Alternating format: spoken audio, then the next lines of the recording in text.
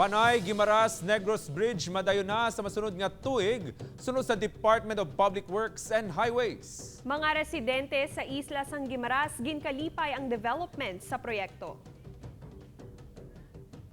Guimaras LGU nagapati nga dako mabulig sang taytay agud mabatak ang ekonomiya sang Western Visayas. Si John Sala nakatutok live. John.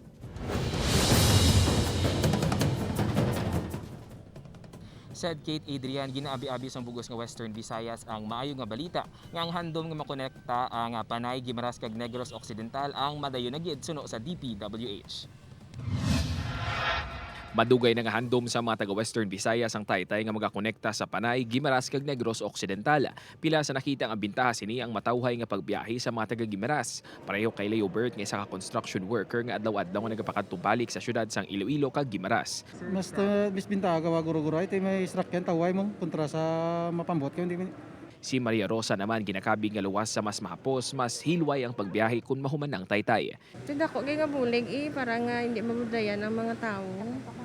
Kapin pa kung nagaulan, mas nami nga kumadayon ang taytay.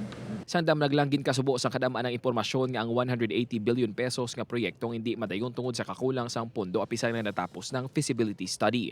Pero liwat naman nga nabuhi ang paglaom sa mga taga-Western Visayas sa naging pahayag ni DPWH Secretary Mark Villar nga madayon na gid ang proyekto. Ang Panay Guimaras Negros Bridge ang makabig nga pinakadakong nga proyekto sa Duterte administration kung mahumanda kong mabulig sini sa ekonomiya sa mga probinsya sa Western Visayas. Mapadaligid abyan dyan ang pagkasulod sa mga produkto sa aton nga mga goods sa mga kinanglanon sa pumuluyo with this development. Nagpasalig man si Vice Governor Gandong apisar may taytay na hindi man dakong epekto sini sa mga sakayanon. Said suno kay Vice Governor John Edward Gandong nga apisar isa ini ka welcome development hindi lang sa probinsya sang Guimaras kundi sa bugos nga Western Visayas na madamo pa sang dapat nga preparahan. Said John, go dako ang problema dati ang funding agency o ng foreign investor nga magagasto para sa pagpatukod sini na resolbar na balangin ang concern sang una. Said suno sa DPWH nga subong ginanegosyaran na nila ang loan para sa ginabanta nga 180 billion pesos nga proyekto kag suno kay Secretary Villar nga ginakumpara na nila subong ang financing offers sang pungsod China kag sang pungsod Korea.